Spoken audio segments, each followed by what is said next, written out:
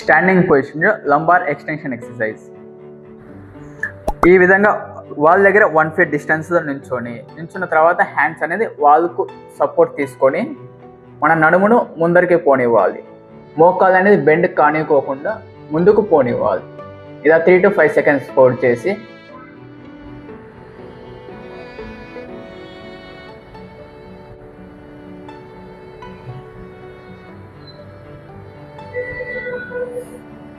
And అలాగే వాళ్ళ దగ్గర లేకపోయినా సరే ఒక చైర్ సపోర్ట్ తీసుకొని కానీ ఈ విధంగా చైర్ సపోర్ట్ తీసుకొని 1 feet డిస్టెన్స్లో నిల్చోవాలి.